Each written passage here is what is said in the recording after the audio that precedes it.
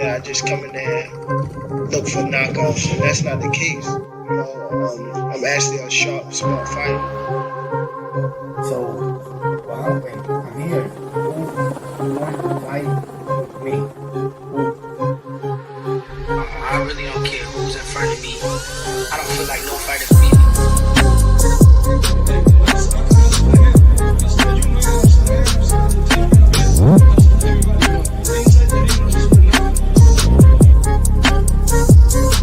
Our goal is to demolish everybody, to be honest. Everybody that's in my way. The pinnacle to any weight division is to have all the belts, all of the titles.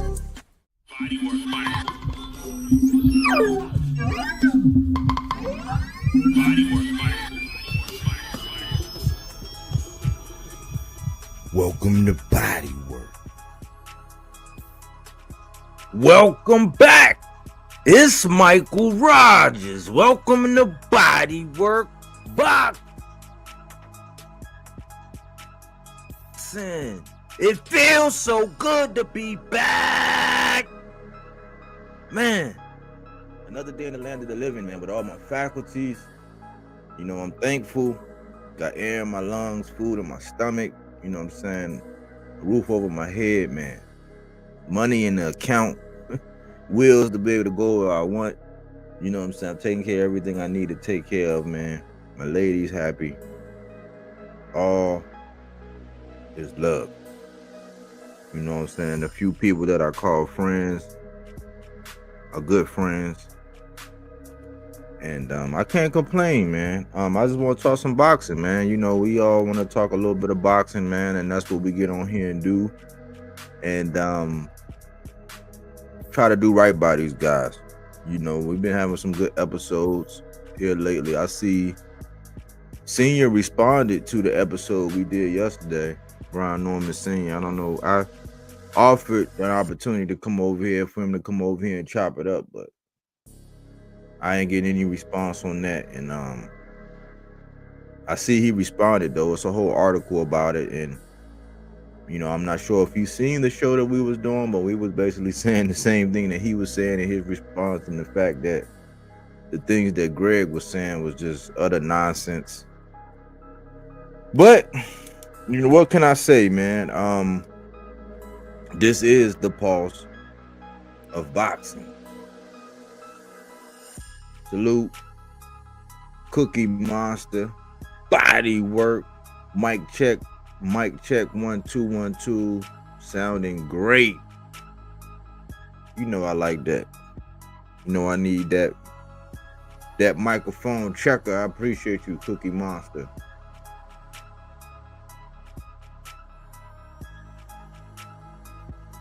I got Boom in the building right here. He's in. Waiting on AC to jump on. But with no further ado, man, we'll get right into it, man. We'll get into the housekeeping. Let me go through the housekeeping, and then we can cook on the meat and the potatoes. Salute the Boom. Let's see.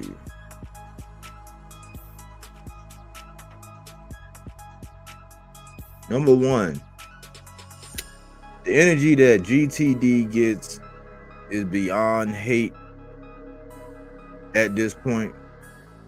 You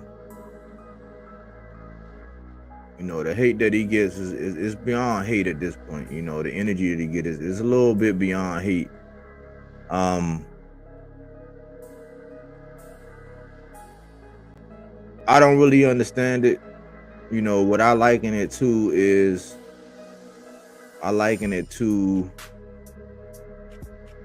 another guy.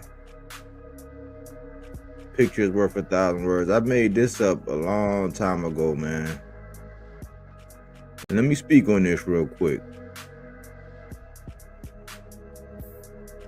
I definitely don't have all the answers. I don't know. I'm not quick to judge. I'm not quick to blame and point fingers. You know, when you're talking about DV and accusations, that's a touchy subject.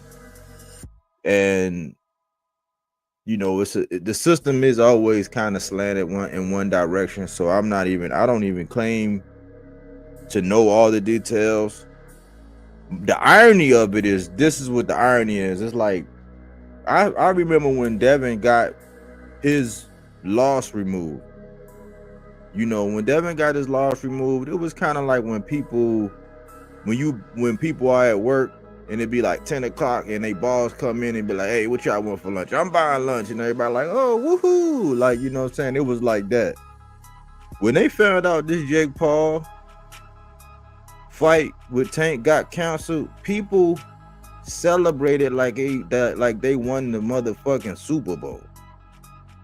Like, I take issue to that. Like, it's like I don't get it. Like, to celebrate that somebody, I've never celebrated when somebody had a fight canceled. You know what I'm saying? And yeah, I felt good when somebody got their ass whooped, but I can't ever say I celebrated when somebody got their ass whooped. Like, when Belongo got his ass whooped, I was like, damn, that's crazy. But I'm like, hey, you know what I'm saying? Sometimes that's what you need. Like, that's everyday life. Like, sometimes life, you know what I'm saying, gotta kind of humble some people, you know what I'm saying, whatever. Like, I don't know what seeds have been sown. I know I don't sow too many bad seeds because I'm like, hey, karma, you know what I'm saying, me and you good. I don't sow no bad seeds. Like, I'm on the up and up. I try to keep everything on the up and up. I give more than I take. You know what I'm saying? I don't ask for much from anybody. You know, I'll get a shirt off my back to everybody. Then when it comes to like, yeah, in my younger years, I've done shit, sneaky shit. You know what I'm saying? But I've always been an up and down individual. You know what I'm saying? I've done my share of dirt, but like, me consciously, purposely going out there doing stuff and doing, like, if me and somebody really have a real problem, it's because more than likely they fucked up with me, and my patience wore thin with them. Cause I know my temperament. I know how I am. Like, when it's all the way fucked up, it's all the way fucked up with me. And I have a no chill button, so I try not to go there. I know how I get, so it's like, hey, que sera, live and let live. You know what I'm saying? Walk away, be silent, turn the other cheek. I would do all of those things. So I'm thinking that, man, I'm not sure what Tank is going through. You know, I do know that people can't stand, like, it's just like the Al Heyman effect, how people just hate Al Heyman. I've never, like, in the grand scheme of things, it's like, it's so backwards, because most of the people that hate on people like Al, you know what I'm saying, people like Floyd, people like Tank, are people that look just like them. That's what baffles me. I can understand when people like the Paulie Malignaggi's, you know what I'm saying, have something to say, the Robert Garcias when they have something to say, like the Chris Algieri's when they have something to say. But when it be like the Tim Bradleys, when it be like the Champ Sides, when it be like these pussy ass, you know what I'm saying, like, I don't get it. You know, I just don't get it. You know what I'm saying? It's like, these are the same people that if they were around when Floyd was around, and some of them were. It might not have been as big, but some of them were. But if they were around when Floyd was around, they'd probably be some of the same ones that were just shitting on Floyd. Then the only difference is Tank, his reign and his level of success and what he's been able to do. What he's been able to do is garner a fan base that supports him. Like, I don't understand why people hate that. They're like, people hate the fact that other people don't like the fighter that they like, and he has a fan base. Like, how do you hate on that? He has cultivated a fan base.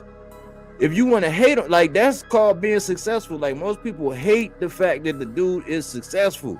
He went to sleeping outside the gym. I ride by this gym. I could easily go in there. I went out there. I've seen Coach Calvin out there before, standing around outside. I seen Mia sitting in a chair one day, standing out beside. I seen Coach Calvin and Coach Kenny standing right there, and I rolled right by. I could have stopped, pulled over, and said, "What's up?" But I was like, "Nah, I don't want to. I don't need to."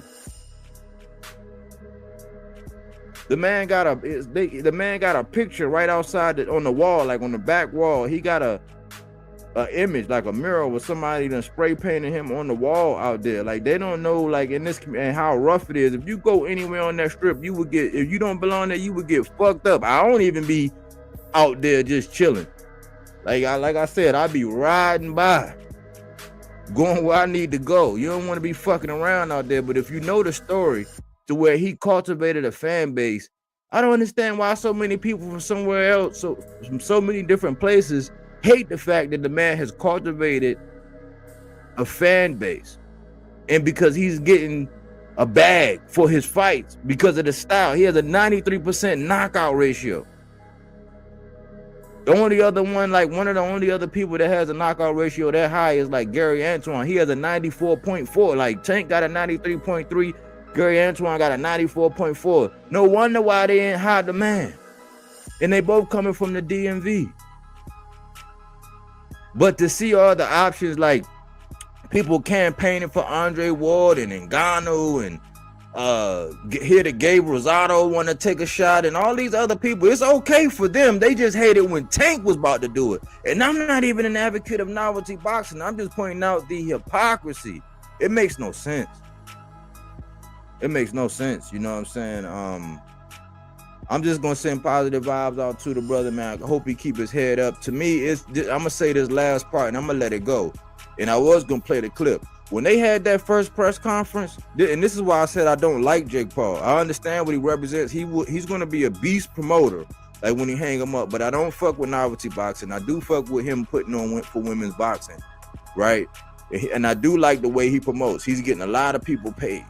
You know what I'm saying? Just like Al Heyman. People don't talk about how he get black and brown people paid. You know what I'm saying? Black and brown people paid. People don't want to acknowledge that, but they just hate the fact. And he put on the biggest venues. But if you notice, when they had that first press conference, what's the first thing Jake Paul came on and said? He came out and was talking about how Tank is a woman abuser and he's this and he's a, you know what I'm saying, POS because he abused women and all this. And I found that really odd. I'm like, hold on, but you about to break bread with the dude. So is this some wrestling scripted, gimmicky type shit? And I said, see, and I walked away from it saying, see, this is why I'm not supporting it. You have not seen me do one video in support of it. I did want Tank to get the bag because he deserved it. He deserved it. I wanted him to get the bag, but I wasn't promoting the novelty boxing. And that's really because I don't fuck with Jake Paul. Just to come around and have these ghost-like accusations that's weird as fuck. No jail time, just a claim, and then 50 grand. Like, it don't even make sense. But this, and I was talking to AC earlier this week, and I said, man, this shit remind me of that Rolly Romero shit. When Rolly Romero had this crazy-ass accusation, right? And then they didn't fight. And that's when Tank wound up fighting Pitbull. And then it came around to where he ultimately fought Rolly. The charges went away. And all that happened was the date in which Tank fought Rolly got pushed to another day. This is eerily similar of that. And that's all I'm going to say. The next one. Janabek says Lara is easy work. Like, I couldn't believe this one. I was like, man, this man is really talking. He's talking to noise, but in a recent interview, Janabek basically said that Lara was easy work. And Lara was just like, hey, man, I don't care what you think. You know, when you get in the ring, basically, you better be ready. So in an interview where the native tongue was not English, nothing was lost in translation. They both understood each other very well. Lara understands that what Janabek looks like is a chance to be in the same seat that Earl the True Spence was right before he fought Bud, in that Janabek is coming to the table with the IBF and the WBO. Lara's coming to the table with the WBA. The winner of that match will have 3 straps, with Carlos Adames being the odd man out of this equation. And he'll have the he has the WBC. So that fight after this, that fight will be one fight away, or one unification away from being undisputed. And if you look at the grand scheme of things, if you look how everything was lining up, if you would have told me this a year ago, that at this point in time, the closest division to becoming undisputed again is 160, I would have said you're lying. I'd have said put some money down, but here we are. Boxing changes, and I like this energy. And all these people that love to talk about legacy and love to talk about, oh man, all we want to do is see the big fights. They busy talking about how a fight got canceled. They not talking about this. They're not even talking about this. They not talking about this. They're not talking about the fights that's going on. They're not talking about these guys and the young hungry guys. They're not talking about this.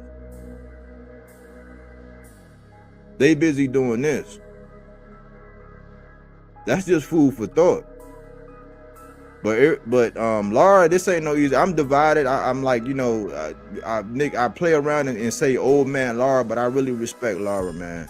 Got a lot of respect for Laura, the older southpaw. Janabek, he was looking real crispy early on. I don't know if, you know, weight issues. I don't know if he's actually sucking down. I think he is cutting a little bit because he's a pretty big guy. I think he might be, you know, he might need a nutritionist and do all that. But if he don't have that, I do think that he is spending part of his camp cutting weight, you know what I'm saying, instead of having a full camp with just training and, you know, specific training to the opponent or whatever. So it's interesting. There's some evenness to it. And I think that if Janabek going in there thinking that shit sweet with Laura, he gonna be down on his ass bag. You know what I'm saying? Looking real sad, Jack. You know what I'm saying? Like, so that's some predator shit. You know what I'm saying? That's some predator shit. That's some mano a mano. I want some Highlander. There can only be one type shit, the type of energy that we need in boxing. More people should be talking about that. So more than likely, I got something coming up as it pertains to that. The last one is Bivol's eyeing Canelo, David Benavidez, Beterbiev, or Opataya in his return. And Bivol's one of my favorite boxers, man. I think he's one of the best, lacing them up. And you know, I look forward to his return. I think that I'll take all of those fights. You know, I'm not the one I'm least excited about is the Canelo rematch, but I definitely wanted to see Bivol and Benavidez. I definitely wanted to see that because I think Turkey kind of, you know, a lot of people say, oh man, Bivol was ducking and this, and it's like, no, he wasn't. He was not ducking. Turkey basically pulled the plug on that, which kind of made me look at Turkey a little even more sideways at that point. You know, I don't really want to see him in Beterbiev again. I think Bivol won the first time. You know what I'm saying? The second time, he definitely won. The third time, all he's going to do is just give whatever belts he got back over, depending on how close that fight is, because they're yearning to play the ping pong game with that. I'm tired of seeing it. What else do they have to prove? You know, I don't think that those are the ones that's actually breaking the bank for them and getting them the most money. But I would love to see him if he were to challenge himself against a guy like Jai Opataya, who really, you know what I'm saying, who's looking like he is the goods. I just think when it comes down to like pretty much the perfect fighter, you know what I'm saying? Not a knockout artist. He's exactly 50%. You know what I'm saying? 50% knockout ratio. So he's right at 50%. But he's so defensively responsible, but he's not so defensively responsible that he does not put out offense. I think he has more than respectable power to where you're not just going to go willy-nilly on him. And I think that his feet are educated enough to where you won't ever really get full leverage. You might get one good one off on him, but you're never going to get full leverage because he knows how to use his feet well enough to keep you where you can't maximize your leverage. You know, he knows how to move. He knows how to pick his shots.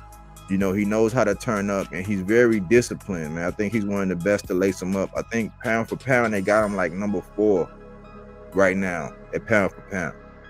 Number 4, number 6 right now. And I mean, he's been in my pound for pound. But that's the housekeeping. I don't know if anybody got anything to say about anything. Anybody got anything to say about the housekeeping at this point before we get into the meat and potatoes? Yeah, I do. Smoke, you want to go first, or you want me to go ahead and just do my thing real quick? Yeah, go ahead. All right. Well, what's up to Bodywork Boxing, man? It's boom boom. Salute. I'm back in effect. Can y'all hear me? Yeah. All right, bet. And then what's up to the panel, man? What's up to the panel? What's up to the chat, man? Everybody that's here, we appreciate that. First off, I want to say, man, I'm sending prayers and I'm sending a lot of positive, and I'm sending a lot of like hopeful thoughts for Tank Davis. I don't got no hate towards the man. You can ask Pop a lot of Smoke James. I was against the Jake Paul fight till I found out what it was about and what it was for, and then the money that he was making. So again, I'm sending nothing but prayers and positivity and just hoping that things work out and that both parties get what they want in court. And I don't know. I just want all positive vibes towards him. I don't got nothing negative to say about the man. I just hope he get his money, and I just hope that people stop looking at him like just a monster and just a negative person, and just a person with a whole lot of money that make dumb decisions, because that's not true. I see a lot of bad things being said in the Twitter streets, and I don't know. But if that was me, and if I was in that situation, I would just hope and pray, and I would just hope that people are praying for me as well. So again, just nothing but positive thoughts to Tank, because right now I just think that that's such a touchy, soft, sensitive situation that I don't know. I just think we should all just be human-like and be positive about the situation, less negative and more and less hurtful with our thoughts and stuff, because again, we're all human. If mistakes were made, then again, just send prayers and just hope that both parties are okay in court and that things go out in both parties' favors. You know what I'm saying? So yeah, I'm gonna move on from that, because like I said, it's sensitive, and I just don't think people should make a mockery or a negative thing about it. Because if roles were switched, I think people would be hurt. The other housekeeping, Janabek, Laura, it's entertaining. I like that little back and forth feud. That's kind of entertaining. I like that body test on that. I'm gonna get into depth with that with the guys tonight, but that's real entertaining to me. That's new. So yeah. Other than that, I think that's all I got. But again, man, before I jump off, just again, I'm sending nothing but prayers to Tank Davis, man, because like I said, none of this is a joke, and I think that we should be human and take the shit serious and not just joke about things and try to be funny about stuff. I just don't think that that's human like. So yeah, that's all I got. Go ahead, Pop. My bad again, y'all. You good? All good. The Janabek fight and Laura, that shit is well overdue, man. It's like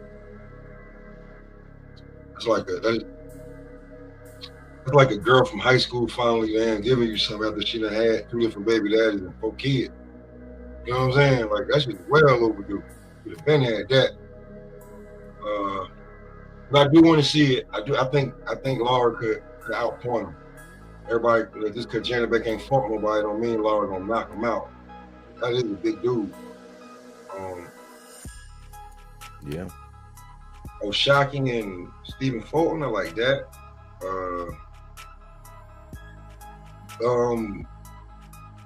Does this win with Dave Benavidez get him a shot at the 3 belts, or does he just keep waiting his turn and fighting the competition that's in the division? Time will tell.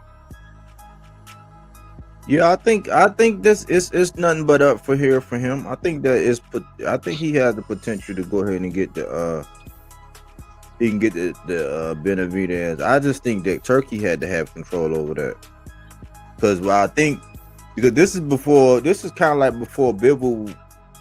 It looked like it's almost like he like a full-fledged Turkey guy, even though I know he still has an affiliation, but it's like I don't know what kind of deal he got with Turkey, but it seemed like he got, because they've been talking good about Devin, and it's almost like, I don't know, man. It's kind of weird, but I think Turkey just wanted control over the fight to where if it was gonna go down, Turkey had to have his mitts in it. Like, which, you know, if he paying the money, okay, cool. You know what I'm saying? But like, I think that's why we didn't get it before, because Benavidez, and I think it was gonna be on PBC before. I think that fight would have been on PBC. Hey, Smoke, I was gonna say, you know the term walkie? Term what? Walkie? Nah, what's that? Like up and down, or like back and forth, indecisive type shit, like, you know? Yeah, oh well, yeah, I know what that means, definitely. Yeah, so like that's what I'm saying. That's Turkey when it comes to Benavidez. He walkie, man, when I think he should really work with him and give him a chance. I think that him and Benavidez could take off and go somewhere. Don't y'all? I mean, I would honestly think that they could do something. Benavidez got all the makings of a star. Yeah, that's what I'm saying. So why not give?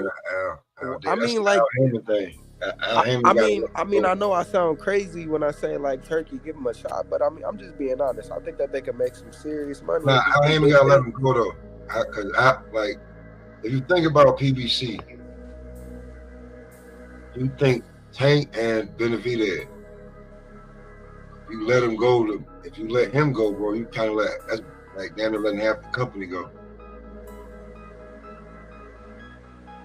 But I don't think it's a matter of letting nobody go right now. It's like to me, it's never been, from everything I understand. I know it's this stigma about Al, but to me, it's like if the money makes sense, it ain't no problem.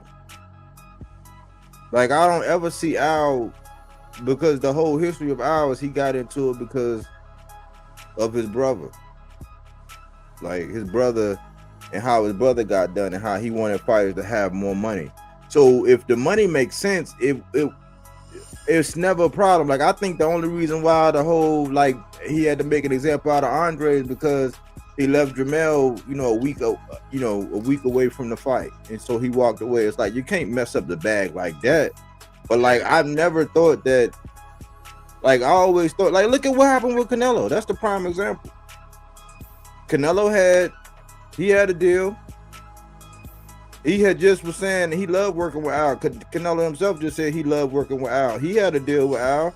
He got that other deal with Turkey, and then boom, that deal with Al was like, okay, because it's never, if the money makes sense and somebody gonna give you that much money, I don't think that Al like, oh, you can't go do that. It's like, no, you can't.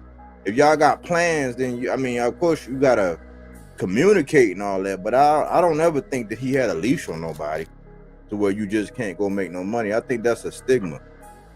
No, what I'm saying, like, talking with somebody, Al ain't gonna be in the business too much longer.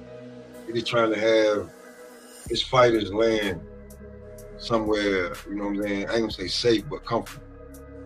So why you bring him up when it comes to Benavidez then? Because I think he's gonna have him land comfortably over there with Turk. So that's what he was saying. Boom said he gonna go over there and he think that Turk and Benavidez can do big things, and you was like, oh, that's an Al thing. I'm like, well, he over there with him. Like, Al gonna get his money first before he fade to black. Oh. You know what I'm saying? He just ain't gonna walk away like, everybody good. He gonna, 2-3 fight deals before, some shit like that. That's how you do. Then you can go ahead on, because I don't think he getting older. You don't want to, and I don't, we see how Don looking. You don't want to end up like that. I mean, that kind of makes sense. I mean, it's the same thing that pretty much what Teofimo Lopez is going through right now, to where he can pretty much do whatever. A certain amount got to kick back over there, but I mean, he can pretty much make moves. Like, it's the same thing. Like, I always say, it's just a stigma when it comes to the black man. When it comes to the black man, it's a stigma. Like, for years, PBC going broke, that's why they left Showtime, and and PBC. Nobody ain't say shit about Top Rank. That ain't been no news. People like, oh man, but they got a deal and they got this and they be in our part. It's just a stigma with the black man. People can't stand black excellence. Mainly us. You know what I'm saying? So, But I as just feel far as like this fight, man, I just this feel is like what I they wanted to prey talk on. about, man. Oh, I that just one? feel like they prey on our downfall, and I definitely agree with him when he say black stigma, bro. I do. We can't have shit without everybody having something to say, like, Or having some of it. or having some of it. It's like if they can't, you know, it's like them people that will, if I can, like 50 Cent said it in one of his lyrics, if I can't get money with you, then fuck you. Like, it's like that's how we do with each other, but we go, I saw this, listen, I'm gonna give you a quick example. Let me tell y'all something. I'm gonna tell y'all, this is the prime example. And this is like me, like I've been working for myself. I've been working for myself for almost a year now, right? I bought the other plantation last August. So I started my business last December, but I've been doing this contract, and I be delivering medical supplies. Word. So I'm at a hotel, I mean not a hotel, at a hospital, and I go up in there, and sometimes we gotta deliver the surgical trays, like the equipment that like people use in surgery when they doing surgery on each other, like the little metal suitcases with all them tools, like the shit that look like the movie Saw, like all kind of weird snips and things that'll hold this open, and sutures and all kind of little shit in these little suitcases, surgical suitcases. That's one thing. The other thing are these bins, like the shit that they, like the gauze and the little shit that they use when they holding stuff open, and all the little things that assist them with using those tools. So I go to this room, and when I go to this room, it's like a closet, and it's full, like it's all these bins and stuff, and there's barely enough room to get in. Like you can get in, but you pretty much got to take something out to put something in, almost. Like that's how much space it is. Like you got to play Jenga in that motherfucker, or Tetris to get the boxes in. So I'm in there, right? And this was just this was last week. This was like last Thursday. So I'm in there, and I got the door propped open with my dolly, and the stuff that I'm putting in is, I'm organizing. I'm moving some shit around so I can get my shit in there neatly and take my little pictures to show I delivered it or whatever. So a dude come in, and he like, let me get by you real quick. I was like, what? And I just looked at him, and I'm just standing. I said, I know me, so I just stepped to the side. I finished doing what I was doing. I just sat outside. So I'm looking at him, right? This white broad come up. She come up, she got a dolly too with stuff. Soon as she come up, oh hey, how you doing? And blah blah blah. I'm like, so you look at me like, let me get by you real quick. But then her, you can see all 32 of your motherfucking teeth. Soon as she come up, she didn't say nothing. And I was like, that's just typical us. Like that's why I be frustrated with us. Like I be disappointed with us. Word. You see what I'm saying? Like it happens all the time. It's like you have no etiquette, you have no tolerance, you have no patience. I had to go upside your motherfucking head, but somebody come out, you don't even know who is broad. You don't even know if you should be in that room alone with this broad. Word. But as soon as she come up, all 32 of your motherfucking teeth shown. And that's just how we are.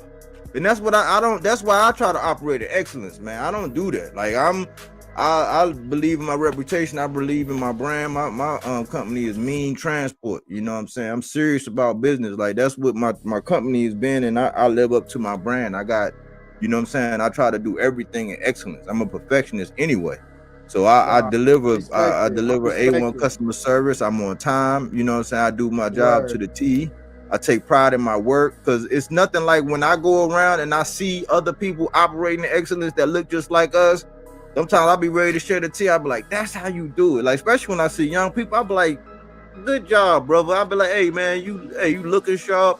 You doing this. Always encourage and uplift and let somebody know when I see it, because we don't get enough. We quick to pull somebody down, tear somebody down, let them know when they ain't doing this. But when they on top of their game, you got to tell them. And that's how we are in everything, man. We love to do that. And I hate it. You know what I'm saying? I be embarrassed for us sometimes. Yo, Body, Oh. I'm gonna text you something later, man. I'm gonna let you know about something that I got coming up pretty soon. I let Pop and them know earlier, but I'm gonna text you about it later, man. I started over last year, so That's what's up. We'll rap, but that's I wanted to say that, man. So with this stuff, right? When I come online and I get into this, it really be all about boxing. It be the outlet, man. It really be like we infatuated with these guys and what they do inside the ring. And they, you know, they are entertainment, but I look at them like they are humans. They are human. So yeah, I'm critical of the moves and all of that, you know what I'm saying, as a fanatic, but I don't ever want to get it twisted that I don't respect these guys. Anybody that get in the ring, like I don't respect anybody that's a coach, that's a trainer, whatever. Yeah, I'm on here talking that boxing shit.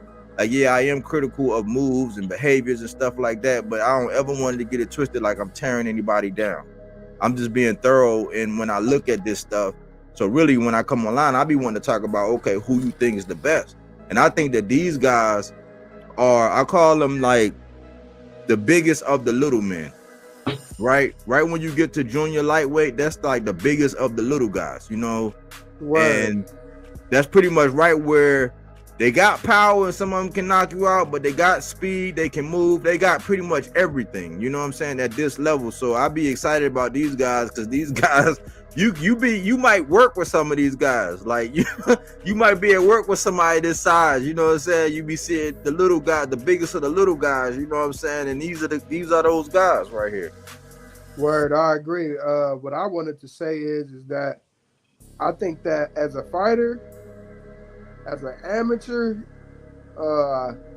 watching these two, because they don't go for the knockouts or nothing like that, they put on combinations, beautiful jabs, this, that, and the third. Hey, I can't wait to watch them fight. And I know that it should be a good 12-round fight between the two. It should be tough, competitive, back and forth. And I do got shock in the world. So, yeah, man. I like the way they this talking fight. though, Boom, and the way they talking, some of the etiquette gonna go out the window. They talking like they trying to take each other's heads off. I don't know if you saw the Men I Work the Game interview and a couple other joints, but they talking like They gotta sell a fight though. No, but I think they really are like they getting frustrated because you gotta think this fight then got pushed back because look, I did this a while ago. I did this before Jihad and Truck fought. Now Jihad and Truck already fought, and this got pushed back. So this is like the third date they got. Word, yeah, you right. You know what I'm saying? So they getting tested. They been in camp. They getting honorary. You know what I'm saying? They like, man, fuck that. Like, it was pause worthy today seeing the interview with O'Shot because he was getting a massage. I'm like, I'm looking at this motherfucker getting a massage. He laying there getting a massage doing the interview. It was awkward as hell. But half sleep. you could tell they don't like each other. Like they starting to get pissed off because this what I gathered today from this one.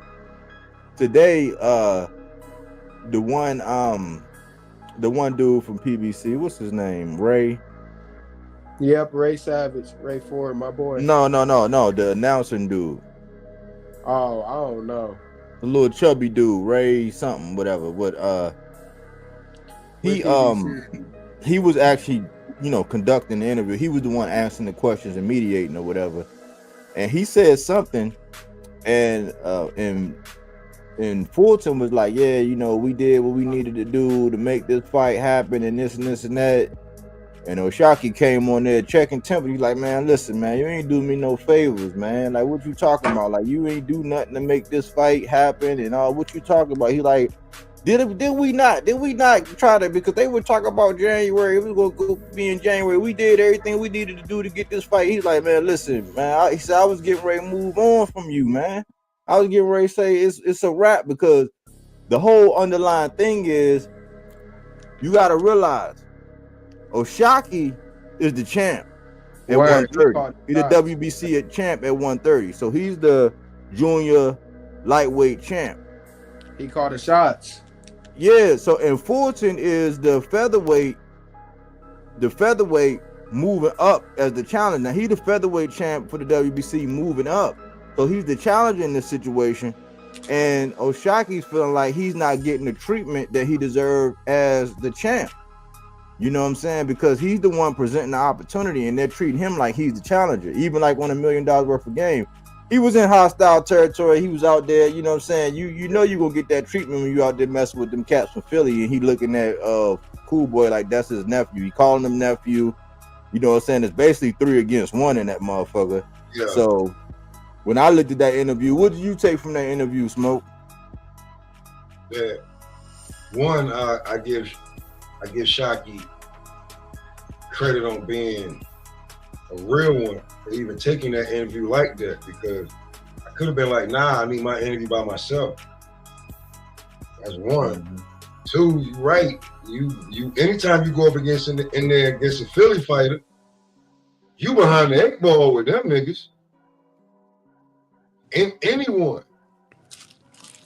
It don't matter who. Danny Garcia, Boots.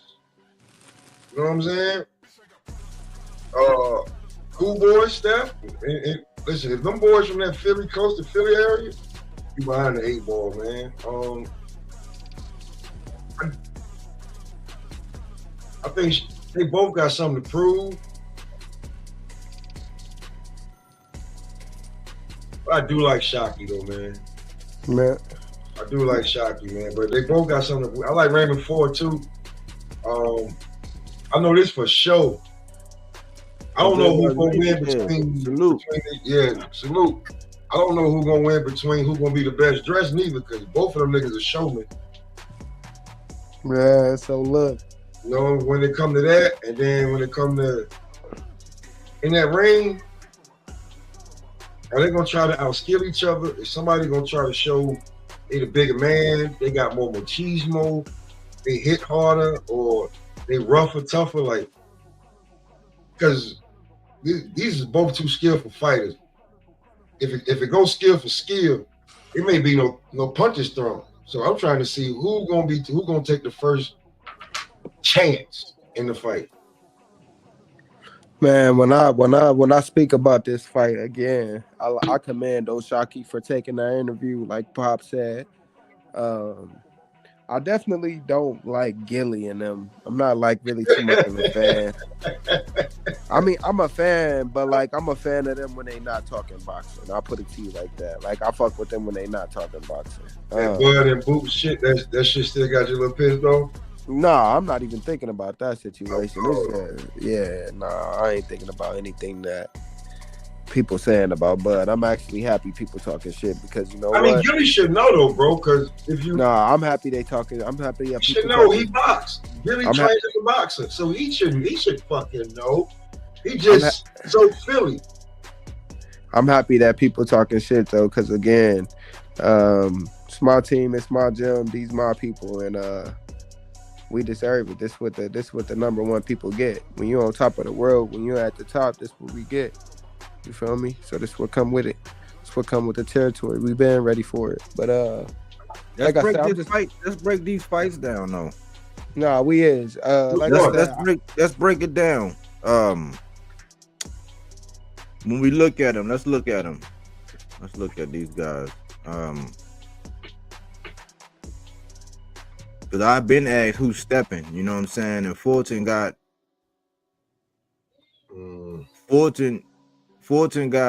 he got busy. He got work with O'Shaquie, but then we got Ray Ford and we got Shushu on the outside, and they both frustrated and wanting to fight. I don't know why. Out.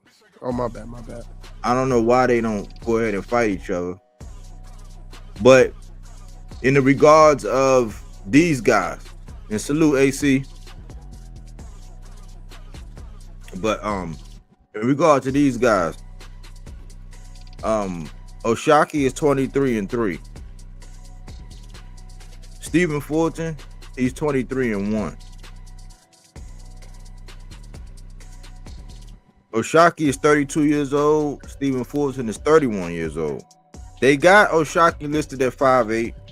They got Stephen Fulton listed at 5'6". The difference is O'Shaquie has a 72-inch reach, and Fulton got a 67-inch reach. So by by dimensions, they saying that Oshaki got a 2-inch height and a 7-inch reach, and I think that reach is gonna come into play. Oshaki can switch. You know what I'm saying? He can switch either hand, and they're both like tacticians. You know what I'm saying? In the grand scheme of things. Yeah. That's why I'm trying to figure out when it comes to like, it's got to be something else that's gonna get one of these fighters over the edge. It's got to be one that's gonna get them over the edge. Somebody gonna play bully. Somebody gonna be the bully fight. Gonna be the bully fighter or what? But something's got to give. For real. Because the chess match is gonna be good, but like, who's the stronger fighter?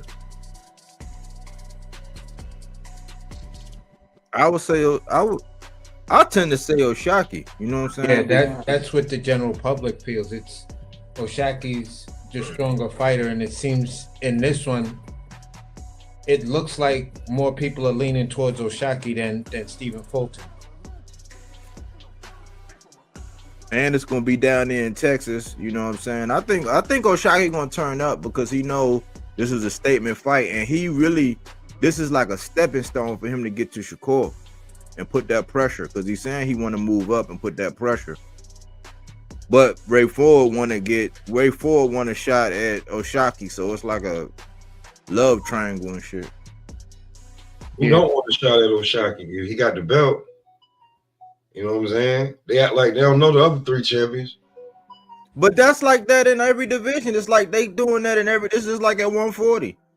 People act like it's just TO or it's weird until somebody else get ready to get a fight. Then they want to say, "Oh well, you know this." They all doing that bullshit, man. Yeah, nobody's calling, nobody's clamoring for Gary. Ever since the Brill got the belt, it's tricky. Yeah. So let's go down. Who got the better feet? Who got the better jab? Who got the better Who got the more power? Who got the better boxing IQ? Who can make adjustments? Let's break it down. Boom, you the boxer, man. What are your boxing eyes telling you, man? Run it down for us. He must have stepped away. What do you think, AC? Well, feet, I might give that slight edge to Fulton, just on recency bias and looking at just their last couple of fights. Conceição, when Oshak fought Conceição, he was more on his back feet. The second fight, you could see he was trying to step it up, but he still kind of fought the fight on his back foot and things like that.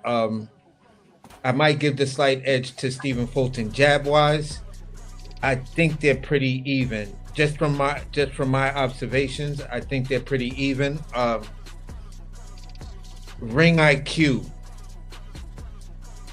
I might give that edge to Oshak. The ability to make the adjustments on the fly and the ability just to make the adjustments and continuously make the adjustments if you have to. They may be a lot closer than what it is, at least for me, because it's like I'm not a real diehard fan of both of them. Whereas right. I have a full library. I'm just going by, the Inoue fight and Fulton's last jump off. So jab wise, I kind of think I was saying as far as that other thing, I think they're just, for me, I think they're a bit closer. For me, I think this fight is going to be, at the end of the day, it's going to be battles of the will and who's going to step up to the plate, like who's going to take the lead. You didn't see the first Figueroa fight. With who? Fulton? Yeah, the first one. No, I don't think I saw the first one. I saw some of the highlights. Okay. You know what I'm saying? But it's an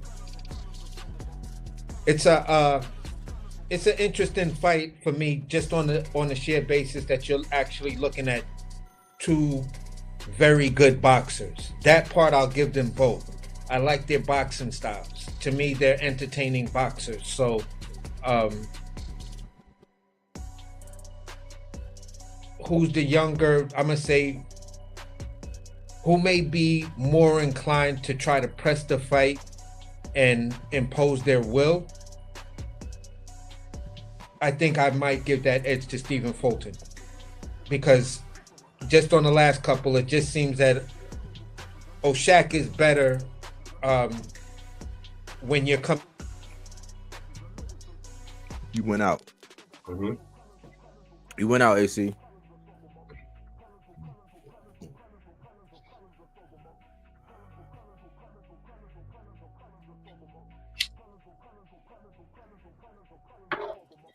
Well, I'll hold it down till he come back. Well, here's how I see it, man. I always call O'Shaki the cardiac kid. He fight better under pressure.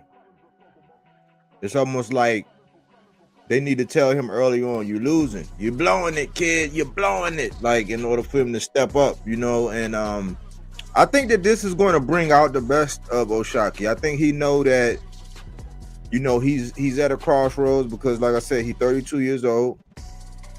He has had some names. I think he started getting names around 2019. Stephen Fulton started getting names around 2020, right? But a lot more people, I would say Foster, a lot more people probably know Foster a little bit more. Mainly because he got a circle, and when it come down to all things Philly, you see him associated with, you know, you see him with YSM, you see him affiliated with Booth, you see him affiliated with Greg, the whole squad. And he been holding it down. The fights with Figueroa probably got him a lot of exposure. The fight with Inouye definitely got him a lot of exposure.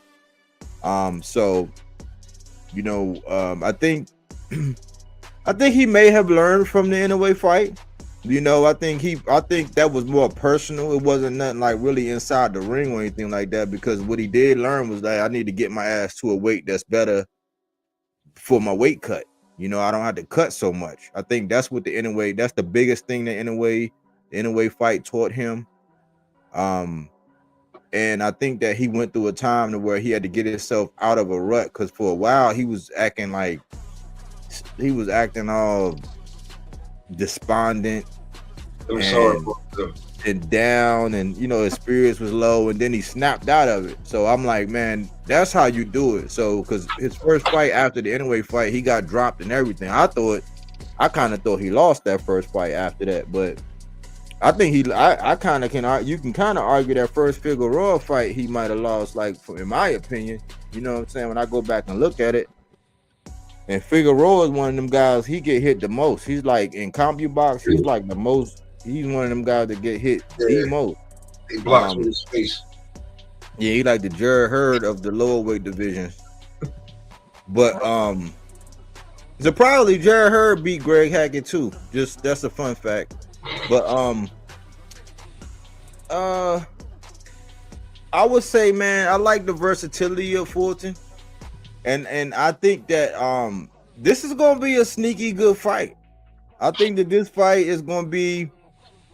I think a lot of people say, "Oh man, they both counter punches and all that." It's like, no, somebody got to make a statement. Somebody gonna have to grab their nuts that night, and it's gonna get interesting, man. I don't think it probably will go to the judges if I had to lean, but if O'Shaki go in his bag and really press the action. You know what I'm saying? He could do something that's totally uncharacteristic, or he could show what he say he be doing in sparring, where he really hurting people and cracking people in sparring. You know what I'm saying? I think his IQ is a lot higher than everybody. What I do think is that sometimes he get in his head a little bit, and he probably start thinking too much, or he needs to be able to feel like he's down in order to win, and that's not going to be good against Fulton. Because I think if Fulton get up, he gonna make you chase him around. He gonna tie you up. He gonna frustrate the shit out you, and then if you don't have any answers for that in the manner that he do it, he can just slide on you. Basically, he can just run away with you on points.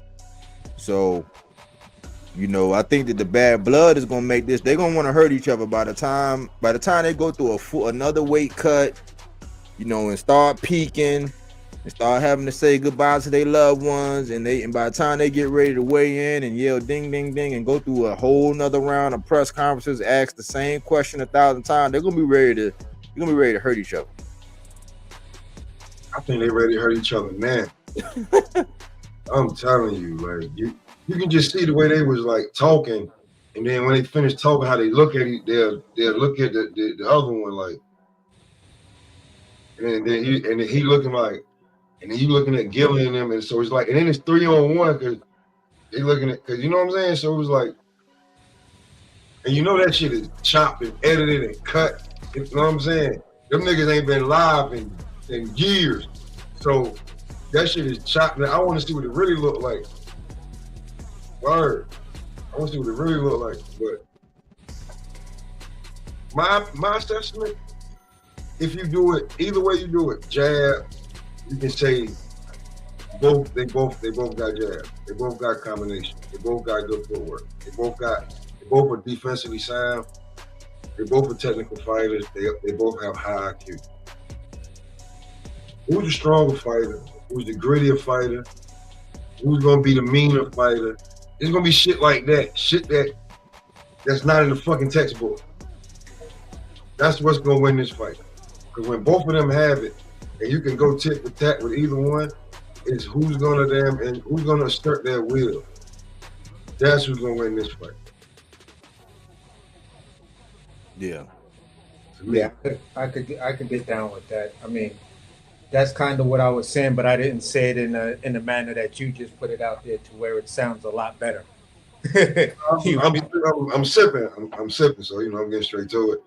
Yeah. Like with this one, I've been waiting to see this fight, but when you sit back and think about it, and then when somebody say break it down, like you know what I'm saying, you can't get away from it. It don't come down to nothing that's in the textbook. Yeah. Yeah, because you could check out some boxes and give to this guy some, and by the time you go through all the boxes, you're like, these niggas is still damn near even. So what's gonna be the thing that separates the fight? Like, who's gonna be the guy that just says, you know what, this is my time. I you know, I appreciate the fight, but I think this is really my time.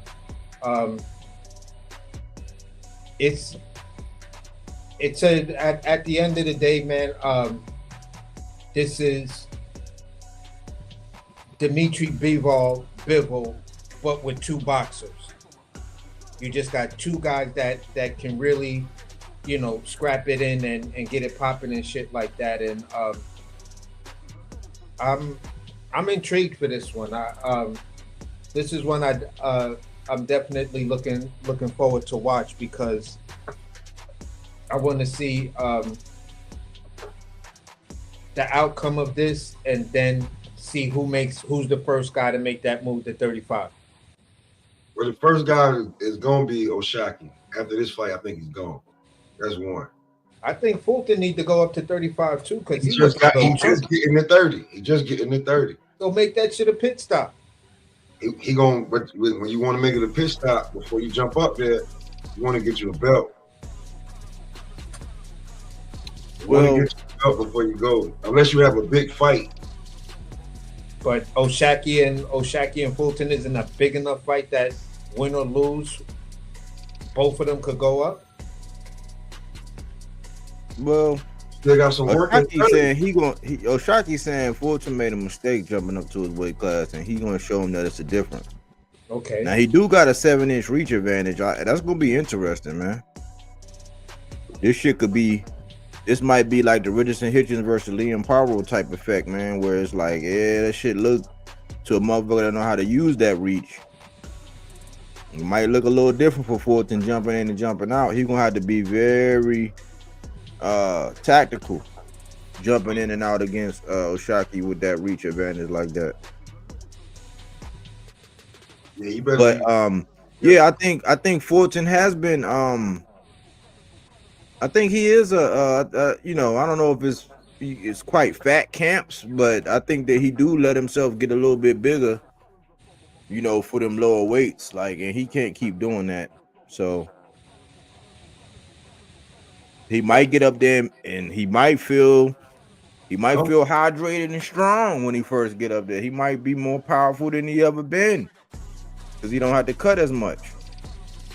You know, I don't know, man. We'll see. But hey, AC, I talked about this earlier, man. Janabek said that Lara was easy work. Well, you're gonna have to show everybody that, bro, because right now it's trending, you know, 51-49 so far from what I'm looking at, that Laura gonna beat you by that tiny percentage. You know, if this was a poll, it's starting to tick up in from a lot of the content I'm seeing, that a lot of people like, yo, expect if beating Janabek is the upset, then expect the upset. You know, they're like, Laura's just they're giving Laura a hell of a lot of points for being crafty. Whether or not that Laura shows up and he don't get old between leaving the locker room and entering in the ring, Yeah, that's true. it should be, you know, it should be what it is. You feel me? But for me, that's going to be the biggest caveat that I'm worried about for Laura. Like, all right, how much more do you have? Like, It's funny everybody keep going up on his age. I think he's 42, man. Let me see. Is he 42?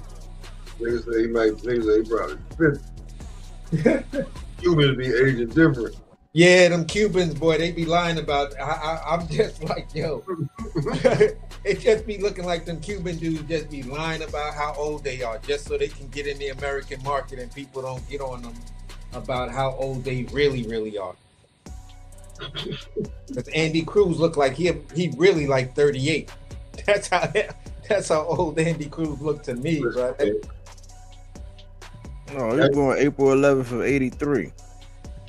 So he 42. He's 2 years younger than me. Okay, so he's 2 years younger. Listen. That man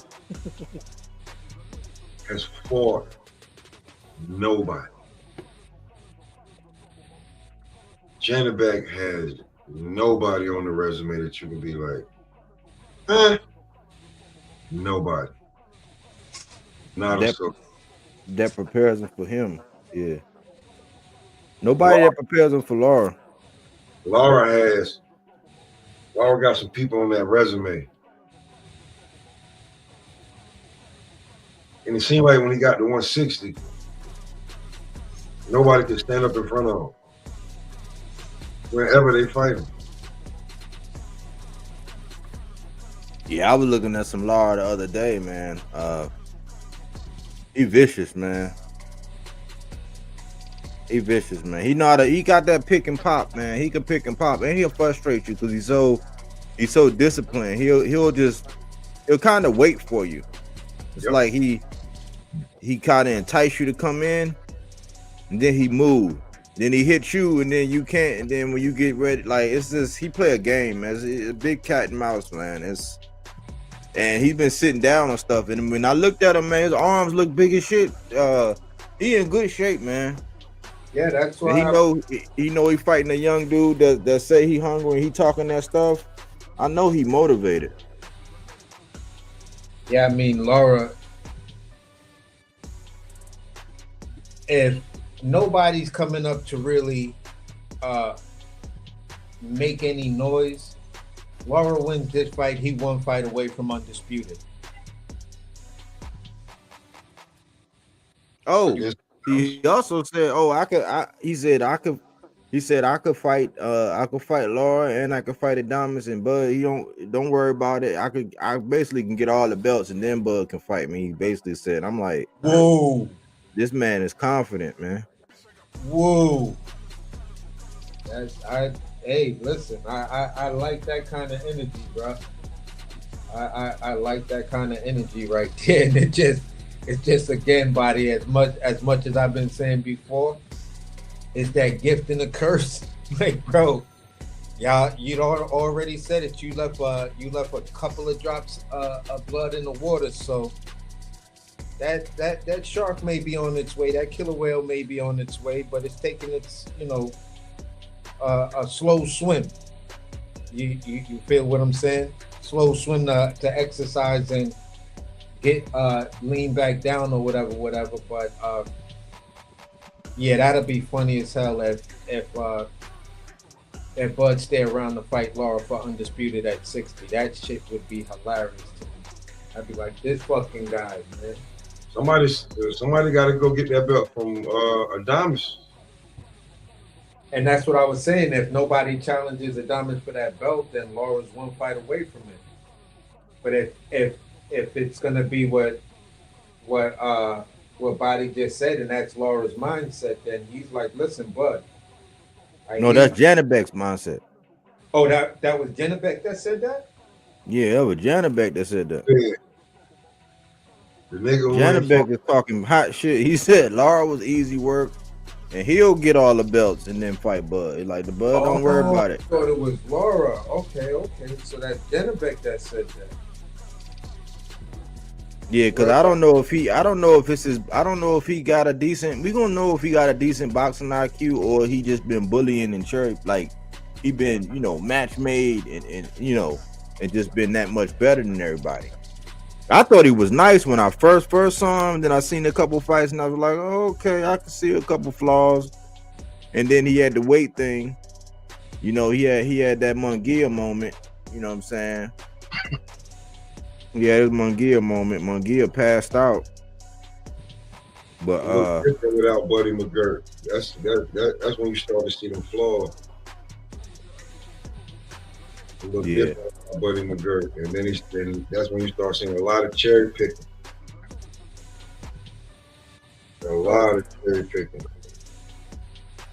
So he can get exploited. Like you go in there with Laura and you ain't ready for that job, man. You don't want to do no on-the-job training with Laura. He's a very crafty veteran, man, and he got power now. He's sitting down. And he accurate. I think his best bet is to do like the best. What shocked me was probably the two guys that gave Laura trouble. I'm gonna tell you who gave Laura trouble. High volume punchers, like Brian Castano. You know what I'm saying? Kind of like beat the shit out of Laura. And Jared Hurd, even though Jared Hurd didn't beat the shit out of him, he dropped him in the last round. And kind of got it. But Laura was winning that pretty much that whole fight. But you gotta use volume on Laura.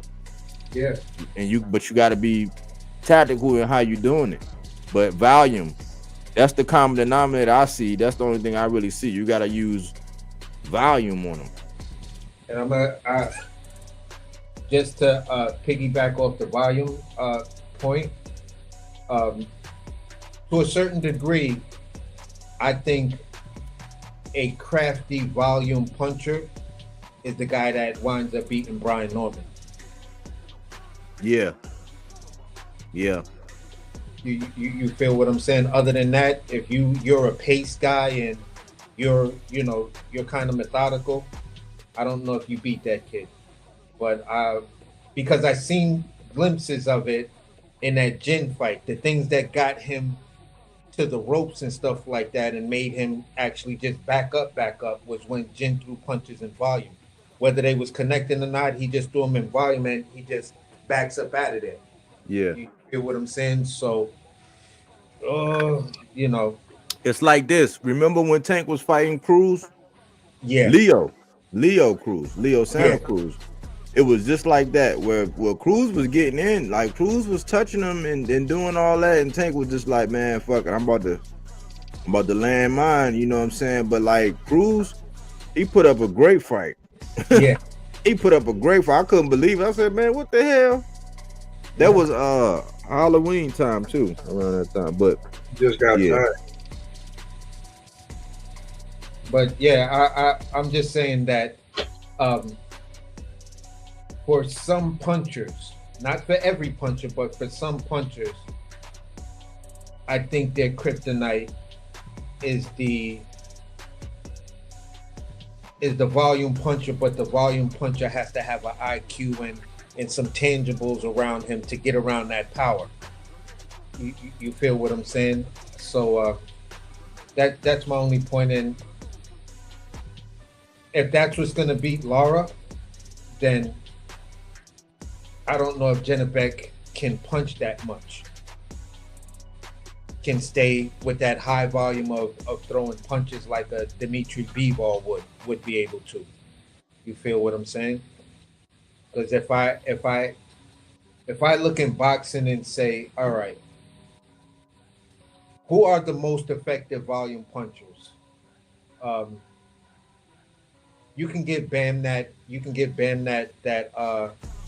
kind of like that accolade, because when he wants to throw in volume, he put them punches together in volumes, and then he'll be out and then be right back in, hit you with a lot of volume, then step over side to side, pepper you up and shit like that. Definitely Zepeda. David Benavidez. Yeah, Bro Matias. Yeah. William Zepeda. Yeah. Navarrete. Definitely. Bivol. I don't. Yeah, Bivol. Usyk used to be kind of like a volume puncher, but really, really tactical when he was at cruiserweight. Now that he's been at heavyweight, he just relegates a lot of that shit to just, combinations, and then he'll get up out of there.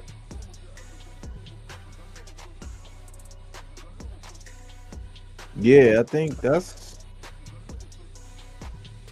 probably in the smaller weights. It's definitely a couple people I'm missing, but those are the marquee guys, like the ones that kind of stick out for me. Yeah. And yeah, they do give problems because it's like you can't. It's like I think that for me, I'll give you an example. I think that Shakur and Subriel Matias would be a barn burner because he's not going to allow that. Like Shakur would really have to turn up on him, man, because he's not going to allow Shakur to have a clean pocket. He's not going to allow him to breathe. He's going to suffocate him. And it's just gonna frustrate the shit out of Shakur. Like he would have to really turn up and show that there's levels like in that fight, because a guy like that, like you see how Puello did it, and Puello got a reach. He's disciplined. He got great feet. You know what I'm saying? He know how to use his shoulders. He got solid defense. He know how to kind of tuck away. You know what I'm saying? His defense is above average. And Subriel gave him all kind of problems. Even though I think Puello won that fight. I just think that the judges, they wanted it because of the press and the action. But like you look at how hard it was, because it looked ugly in the beginning. Like early on, it looked ugly for Puello. I didn't think he was going to survive that. He made an adjustment, you know what I'm saying, in the second half of the fight, more towards the end, like the 9, 10, 11, 12, like those rounds when he really kind of made his real adjustment. Like, okay, let me do this. You know what I'm saying? He made that adjustment, and I think he won. He almost froze Subriel a couple times. I thought he was getting ready to I thought he was on the verge of kind of really stopping him for a second. But Subriel got a monster beard, a high gas tank, and his volume is out of this world. Yeah. And it's not ugly. It's ugly, and I don't like him getting hit that much. But that kind of guy is a nightmare in the ring, man. Like you got to really be surgical with him, man. You got to have some stopping power. Yeah, that's my only caveat to it, because part of me is on the opposite side of the fence. It's like at 140, if I had the confidence in Shakur's hands, I probably would say I don't believe Subriel beat Shakur, based on how Shakur made those adjustments against William Zepeda and took him to the middle of the ring. And you could see some of the lessons that he picked up from Bud, because if you look at if you look at his Zepeda fight, how he just kind of like stood there in the middle and they used that shoulder to like give you that shoulder bump and then push you back and then back, piece you up. You've seen Bud do a lot of that with Canelo. So if that's something that they're working on, I kind of like that strategy for Shakur. And I think, you know, for me, the guy to beat Shakur is the guy that beats Shakur up, like a Rescindes. That's the guy that I think just destroys Shakur. Like Shakur just won't know what to do because he's methodical, he's tactical, he's got the respectable power, and he's not afraid to beat you up. I'm gonna tell you who that guy is. You want me to tell you who that guy is? Who? Tito Mercado. Whoa. Tito Mercado, man. That's that guy. Yeah. That's why you don't ever hear them responding. You don't ever hear them giving them no. You're like, oh man, you clout, but they knew each other. They know each other from the amateurs. They just playing it like they don't know them, and you got to make a name for yourself, and you got to do this, you got to do that. Yeah, but Shakur with the hands that he has and how he's strategically using those hands to get into this fight and not that fight. At this point, if it's a snapshot right now, I'm like,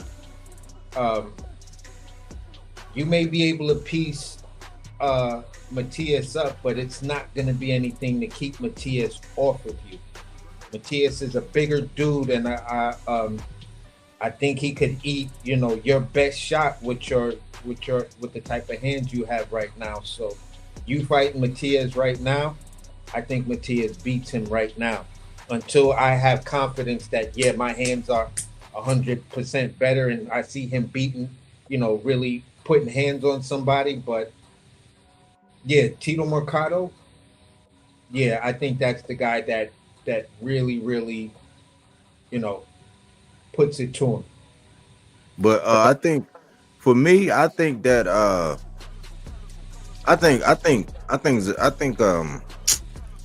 Sabril hit way harder than Zepeda. Oh yeah, and that's the thing. If Shakur can take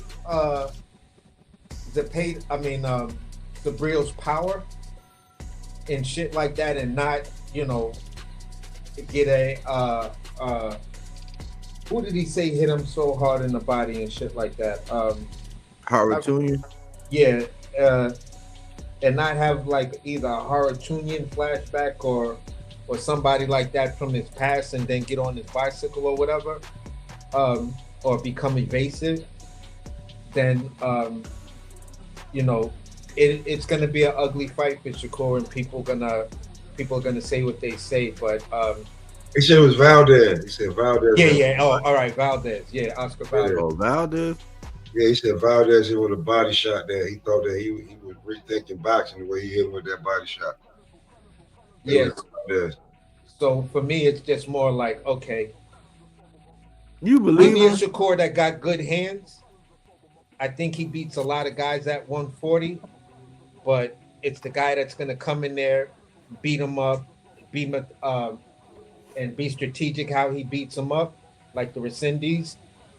Bro, that's the guy I put my money. I say that motherfucker gonna beat Shakur right there, bro. I'm telling y'all, he gonna beat that dude up because he a pretty boy. And pretty boys don't like to get punched in their face or walk around with scars. You don't want scars. Smoke, let me ask you something. Who beats what happens if Gary Antoine and Shakur fight at 140? Ooh.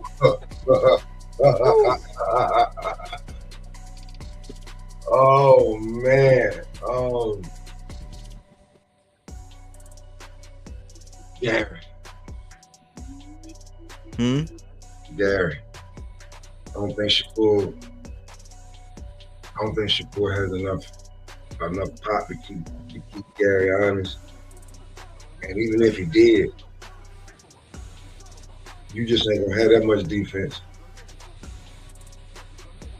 You're gonna have to fight, bro. Like I was looking at somebody like the other night, bro. He has one of the prettiest styles you ever seen, but he wasn't afraid to get a nosebleed or his nose busted or like You got to be willing to stay in there and fight. That was Floyd. Everybody want to talk about him, but you don't want, you know what I'm saying? So him fighting Gary Antoine at 140 with them hands and that style, Gary.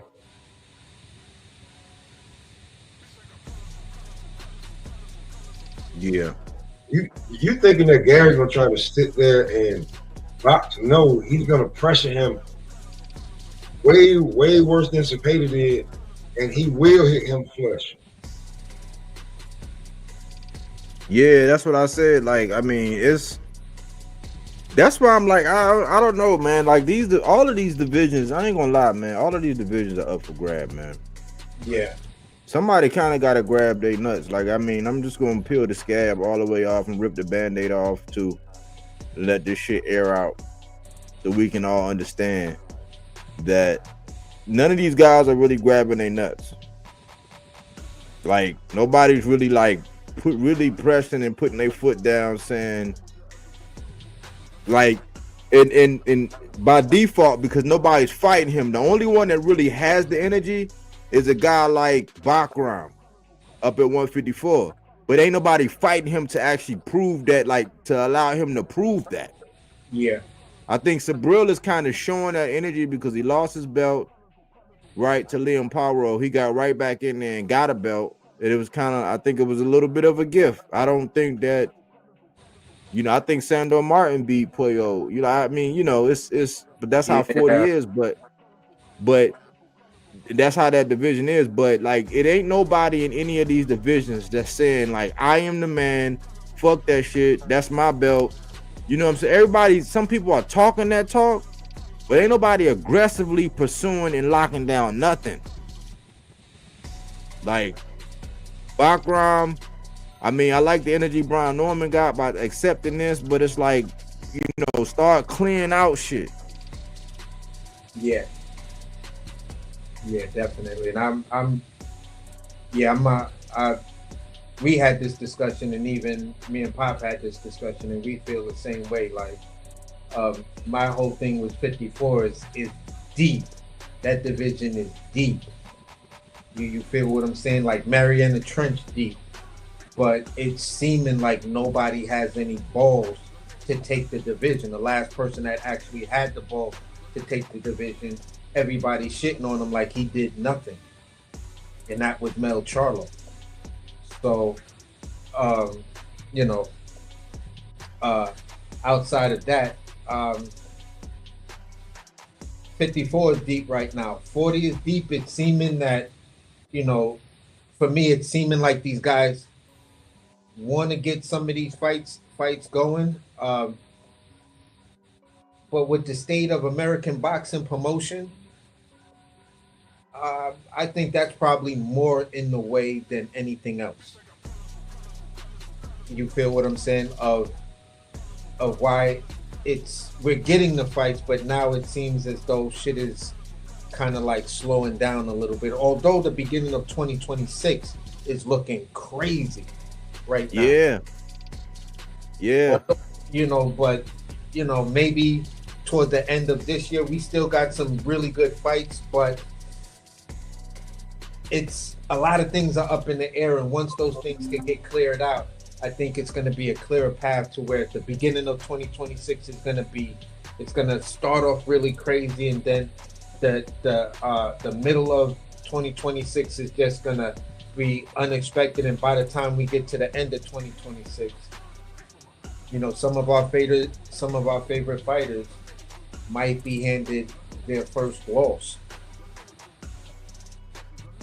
It's another fight that they say it might happen right in the beginning of 2026 too. It's another one, man. I forgot which one, but yeah, 2026, the beginning of 2026 looking real good. Yeah, so you know, it's disappointing that this card is pushed back or whatever, but at the end of the day, it's still plenty of boxing to look forward to. So I still got these fights that I really just want to see, because I think they're they're super relevant. Like this Oshaki and what's the name fight. Hope that can and that was on that 10 card, right? So Shocky? Yeah. Or no? Nah. Oh, okay. It was scheduled, then it got moved. It's like the third time, but this one's gonna be on I think it's gonna be on that Roach. Oh, okay. Okay, the Roach and Pitbull card. Yeah, I think that's the card. Okay. Let me make sure. Yeah.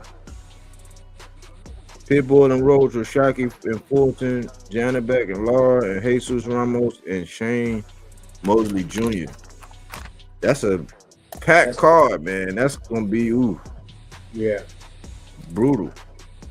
But all these guys, like in every division, man, somebody gotta be the clear-cut guy, man. Somebody gotta emerge, man. Like I've been looking, I've been listening. I'm like, it's a lot of these divisions are starting to become stacked up. But nobody want to grab the bull by the horns right now. Because fights that we think make sense, it's like, oh no, who is this guy? Or why would I give him like it's weird. Yeah, what did he need a shot for? What did he do? Who is he? And that's the part that just kills me at boxing. If you're gonna ask me who is he, like where is he at with his skill level, I might, feel like that's a legitimate argument. But I'm right now, I'm gonna keep it a beam, man. I'm stuck on stupid of what Brian Norman said. When you get your big shot, people can talk about your resume, say what have you done, what did you do. But when you get that big shot, you're gonna let everybody know, are you him? Am I him or not? So I'm slowly trying to move away from the what had, those type of arguments and just, settle in on boom. That's what it is right there. So I really, really like the fact that B Norm is out here, setting the standard.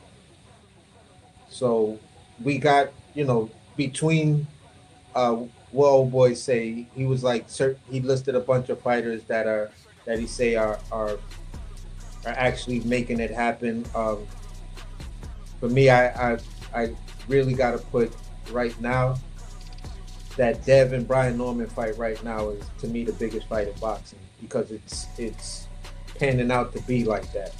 You feel what I'm saying? Benny and Yard, I super like that fight. You feel what I'm saying? And Bam is a guy that's out here, he got Bam on the list, and Bam is a guy out here saying what he's saying, and I like Bam's energy. Like, look, I get past this dude, I don't mind going up to fight in a way. I'll get up there. So, yeah, I like the energy that most of the young guys are bringing, and that's everybody. That's mostly guys that are, I would probably say 27 or 28 and younger. Yeah, I would say out of that list he put on there, I'm gonna be honest. I think Benavidez be pushing forward. Matias be pushing forward.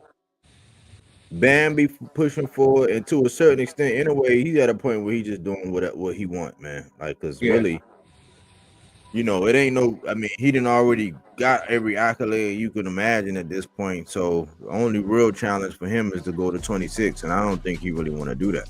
I think he got that wake up call. Yeah. He got that wake up call, man, not too long ago. Like, I don't want to do it because we can sugarcoat it all we want, but him and Tank are the same size, like same exact measurements and all. Like they are the same exact motherfucking size. That's why I really stopped when I heard all that. I still think, in a way, it's still my guy. I still think he's very, very nice.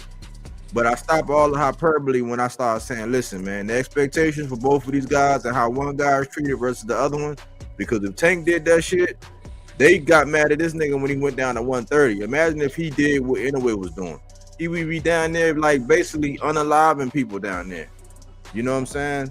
Yeah. They would say, "Oh man, listen to this dude. He's weight bullying. He's shrinking down." It's like that's the equivalent of what Dad was doing at 35. Like if he was to go do what Inoue was doing. Inoue get all the respect, but they have the exact same dimensions. They had the exact same height with the exact same arm reach. That's crazy. If Tank were to you know have one of them camps where he allowed himself to cut weight, because think about it like this. The last couple times he weighed in at 133. If he were to go down and fight somebody down at 126 and knock one of them dudes out, they'd be like, "Oh my gosh, this is illegal." They would call it like so. That's why I stop all the hyperbole. You know what I'm saying? So, Bam is doing it. Bam, you know, and Bam, I look at it like this. Bam, in between fights, he gets big as shit. And that's my guy. I think Bam is one of the nicest, lacing him up. I think he's a legend. Like, he's a legend already. And he has potential. But he need to go ahead and come up at least to like 118, 122 and start getting it popping. Because I don't want him down there for like 5 more years and shit. He need to go ahead and get it popping. Huh? What weight is he at?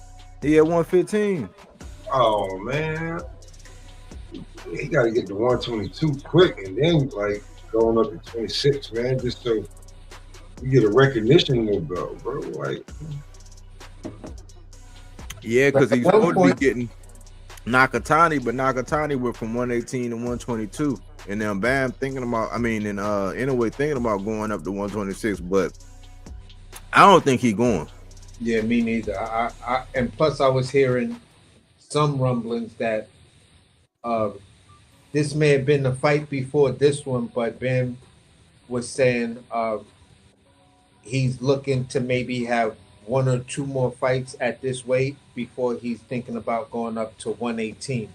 That's why there was this Japanese fighter. I was like, this dude been calling Bam out hard body. Yeah, and Nakatani. Yeah, and but not this other dude. It wasn't Nakatani. I think Nakatani beat the guy that's been calling Bam out, and I was like, yo, if this guy right here, if Bam don't get off that retirement plan that he on, this dude might be the dude that dethroned him on a wild upset. But I think it's Nakatani who knocked off that dude. I'm gonna research it right now just to make sure I'm good with it. How did I? All right. Yeah, I want to know the name. I probably know it, but just drawing a blank right now. But Bam said, Johnny Allison, Bam said him and Inoue gonna get it on before it's all said and done. I just wish everybody would get to their weight class, man. They need to do I wish they would just do a 112, 2 divisions well. The IBF gonna be at 10 pounds, period. Right? Yeah. That's the purest of purest. I just wish they would do a 12 and a 15. 2 of them, just go ahead and pick, or all of them say 115. And you can't weigh more than 115. Like, you can't be more than 15 pounds the next day. And just do it like that, man. That'll get, like, everybody be moving and everybody be in a division where, okay, I can rock with this. And we'll see really who's who. Because right now, all of this, I'm moving up shit. That moving up shit is like you getting the fuck out the way. Because I see some people, like, it's weird how this happened. And y'all gonna laugh at me when I show y'all this. But it's weird when motherfucking Gary came. He came down. He came down looking like Omar, man. People start making plans. And getting the fuck out of the way, man, when Gary came to 35, man. And he's the nicest of the little men. You know what I'm saying? I think he should have been with the 35 a while ago, but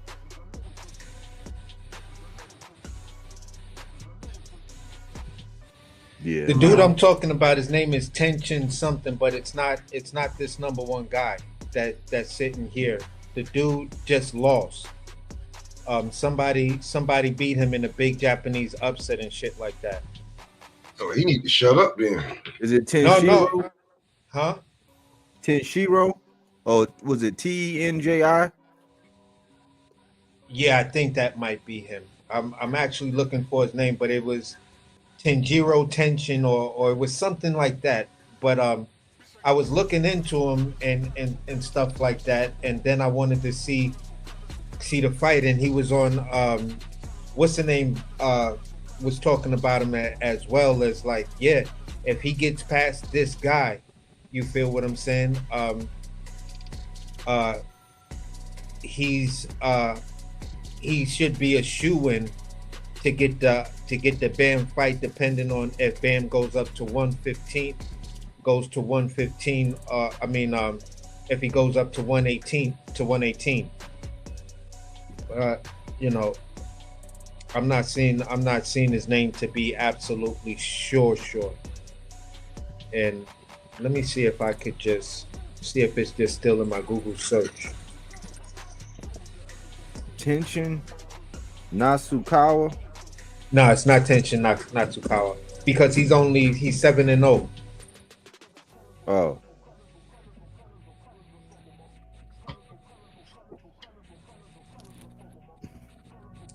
It'd be hard to keep up with the paperclip weights, man. Yeah, exactly. Yeah. Even though they be fighting, man, they be scrapping. But I can't, like, I'd have to go to it'd probably be easier for me to go to the Spanish dude's channel and see, because he was there during that dude's fight week, because it was a big to do fight, because they're like, you know, if he gets past this guy, will he move up? And I mean, if he gets past this guy, will he? Because the dude said, listen, if Bam don't want to come up, I'll go down to fight Bam. The dude was like really hard body on being serious about fighting Bam. And I think I said it on Pop's channel one time. I said the dude's name, like, yo, Bam better be careful. And this was before he fought before not Bam's last fight, but the fight before that, where he fought the dude with the purple or bright reddish hair and stuff like that. Yeah. I was like, yeah, that's a tough guy, but there's this other dude that's Japanese that really, really want Bam, and this fight's gonna let me know that if Bam really put it to this dude like that, then I might be like, you know, Japanese guy, I feel you and everything, but I don't know if you could really fuck with Bam. And then the dude turned around and lost. So it was like kind of like that. It was kind of like that situation where we all thought we was gonna get Tevin Farmer and Tank, and then Tevin Farmer goes loses his fight. Yeah. Not being focused on what you got. Yeah, and that's what I think it was. I think he got caught up in everybody constantly talking to him about a potential Bam fight. And I think this was a dude that Bam said, yeah, I'll go up there and fight him. Somebody, who was that? Was that Jose Rodriguez? Somebody actually got Bam losing to Martinez. Puma. Puma. Is that you, Jose? Don't you got Puma beating Bam? I don't know about that. I'm biased when it comes to Bam, because I like the way he fight. Yeah, I mean, Bam one of my guys, man. Bam one of my guys for sure. Jose. Jose. That was Jose. Yep. Jose said, yep, I got Puma for real. He said, yeah. He said they got Puma. Like Bam was in my boots category. You giving me everything with the eye test, but you know, I see what you're doing where you're going after all of those old veterans and just knocking them off and stuff like that to build your name cachet. But let me see you fight a younger, tougher guy. And you know, he's giving me that, so I'm like, okay, all right. All right, I ain't gonna be mad at you, bro. Man, them dudes be saying they want to fight, man. So that damn phone call come in and it's other shit. They're like, nah, I got family vacation, man. Man. I'm taking the girl to Disney World, man. It's not, man. Maybe next time, though. That shit be funny as hell when people got plans, man. That's how they did my man Tank. They said, man, nobody want to fight. Then a nigga start making phone calls, and one nigga retired. One nigga say, oh man, shit, I don't know. I want 5 fights, man. What? Yeah, you want to fight me, man? Nah, I need a couple drinks. Man. How many you want? Well, shoot, man. Just hit me with a number. It's like, man, come on, dog. You looking for a home, not a fight. What the hell you want? I thought you wanted to do this, man. I thought, you know what I'm saying? I thought you said, you know, I want that when your parents tell you, hey, man, your eyes was bigger than your stomach. Yeah, you yeah. Sit there, you gonna eat all that shit. Your eyes bigger than your stomach. Now sit there until you finish all of that. And you be like, I'm full. The fuck part of that you don't understand. I can't eat no more. Real. Then they throw you ain't gonna waste my money, and you're like, damn, they done guilt tripped the shit out of me over this goddamn place. This burger and fries. Now the fries are all cold and taste nasty. Ketchup don't taste the same no more. I'm just done with it. But let me ask y'all this: come Friday, how y'all feel about this Tiger fight on Pro Box? I think he up against it. You know, it is gonna bring out the best of him, but that dude, he a high volume rhythm puncher. Tiger gonna have to sit down or some shit, or this dude gonna get loose on him, man. And from what you say, he changed coaches, didn't he? I think so, yeah. Yeah, I gotta lean towards Nicholas Flowers. He got all the momentum and the volume. He going up against a buzzsaw, man. He gonna have to let his hands go. Well, he ain't gonna have no shot. Yeah, because it was like they was going through it then during the last fight With Boca Chica. Yeah, when Tiger last fight. Because there's no way that the fight before was so smooth, and then going into this one, that shit was just like, what the fuck is going on in the corner? And you see how Tiger was like not responsive to him and shit, like, man, just get the fuck out of my face. You know what I'm saying? Just give me the water and you just put the ice on my, like, yeah, just whatever.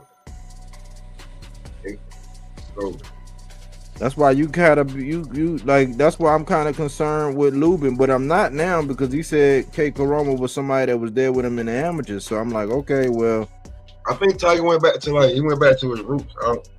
You know, he didn't leave Ohio.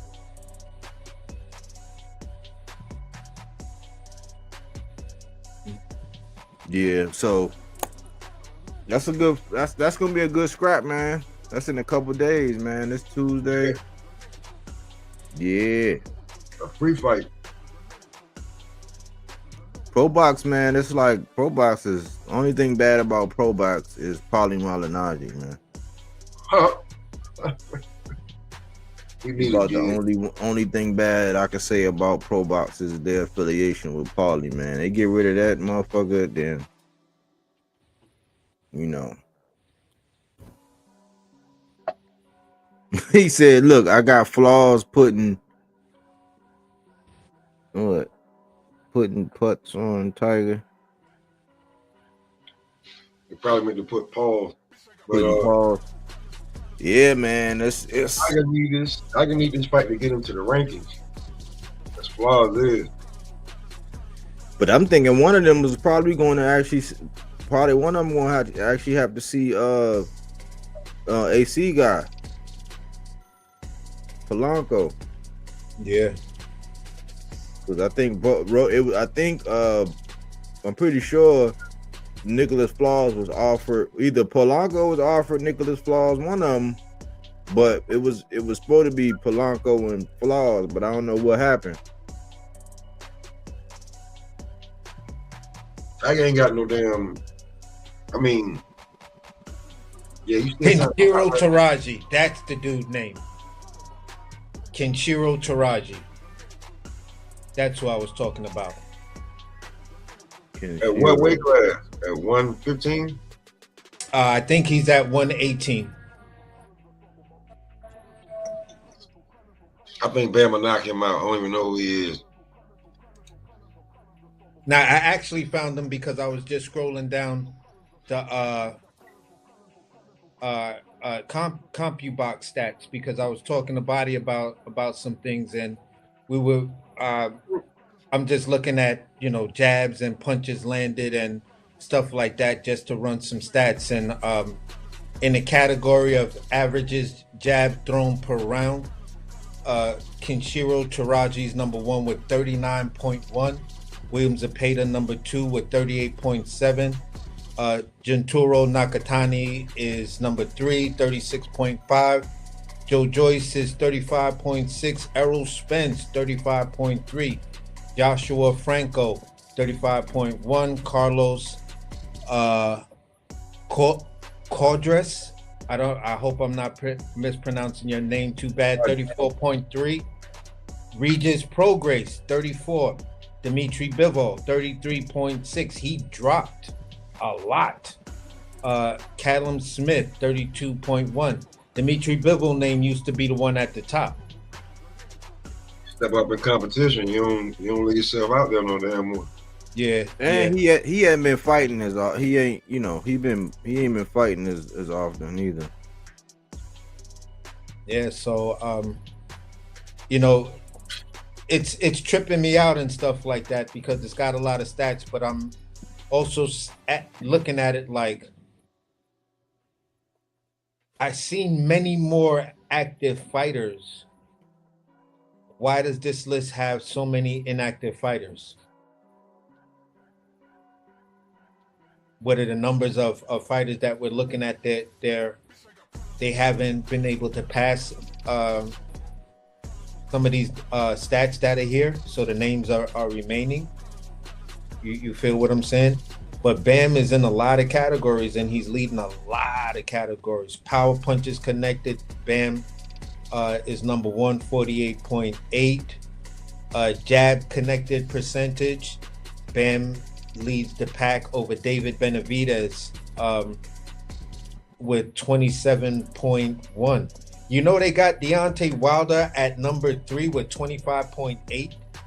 Yeah, they still. I looked at that like last week. I was like, they still got him in there. I mean, that's why I was like, man, I don't know. They had to update him because Tank used to be number 1 in power connect percentages. I know that, but yeah, they haven't updated that in a while. But they have updated it. So yeah, that's what it looks like. It looks like it's been updated, but you just did a half-ass job. You know what I'm saying? Like Tank is still on the total punch connected, and he's sitting at 1, 2, 3, 4, 5. He's at 35.9. They got Shakur ahead of him at 36.9. Philip Hergovich, 38.1. David Benavidez, 38.1. Jesse Rodriguez as a solid 39%.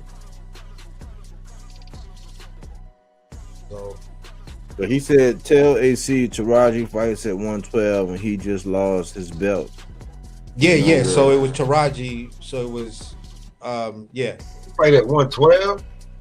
I knew one of them was going up or something like that. Man, he better leave Bam alone, man. Nah, Taraji was nice, bro. He just lost, but he was nice. Leave Bam alone, bro. Leave Bam alone, bro. For real. I just be like, man, who this kid? He ain't like that. Then I seen the dude on the ground. I was like, yeah. Now Bam is. You got to give Bam his credit because he's showing that he's one of them. You feel what I'm saying? Because the shit that I see Bam do to them, I seen him do to them old dudes. I'm seeing them do to these young dudes. It don't matter. The older dude got a better chance than the younger dude. They know to stay away. Yeah, I call Bam the mechanic, man. He's the mechanic, man. He's so smooth. We look like he be on skates in there. Bro, the last fight by the side, bro. boom. The last fight, it was like, oh, okay, Bam about to get into a rhythm. Bam, fight over. Ain't no damn rhythm. Let me see something. And he say he learned from watching. Well, he got a lot of his.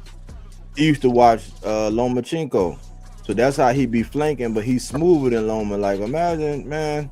Yeah, it's not as frenetic. Like, I would say he do the same thing as Loma, but it's not as frenetic as Loma's. It's like Loma had a lot of static. Bam is just so smooth, and then he got that leverage, and then he can punch. Yeah, like that's like my camera not on, so every time I talk about Bam, I talk about like that little side thing he does, to where they were saying that Loma does that and he's in the Matrix, and it's like, okay, so what the hell is Bam doing? Because Bam, to me, he do it like effortlessly. Like, he been working on that since he was like 2 years old. Like, his dad used to just play with him and then do that thing, say duck and roll under, duck and roll under. And when I talk about the move that they trying to show in slow motion with Devin Haney, Devin hands it down. Look at how Bam does that same move, Dev. You still got to be defensively sound, and every time Bam does it, he's defensively sound with it, and it's just like, man, listen.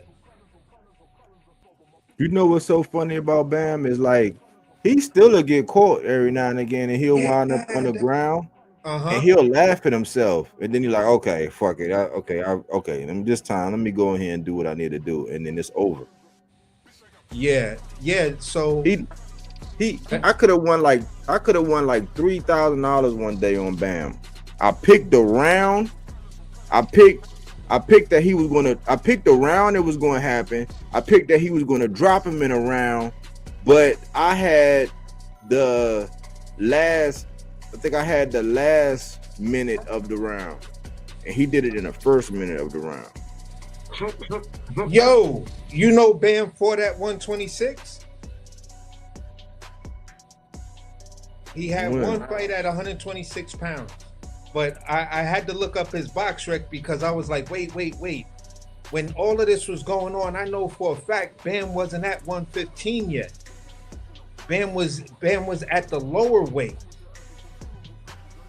I just remembered that's probably the thing that, you know, I'm an old head and I smoke weed, so excuse me if my brain farts a couple of times. But at the end of the day, I was just like, yeah, I remember Bam being in the lower weight class, and this thing was kind of rumbling. And will they meet at this higher weight class? And Taraji, I think, stayed at 112. Bam went to 115.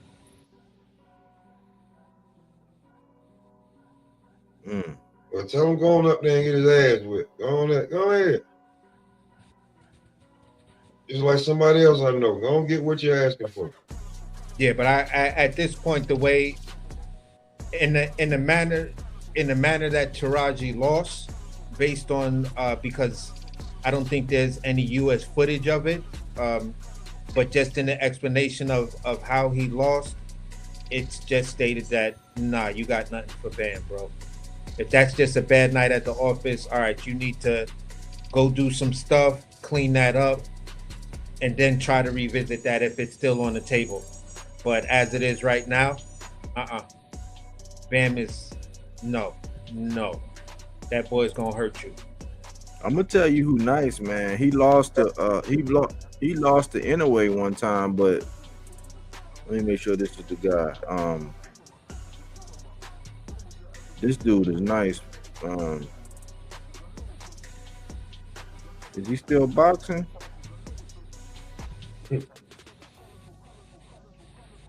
Yeah, they say he inactive. Damn.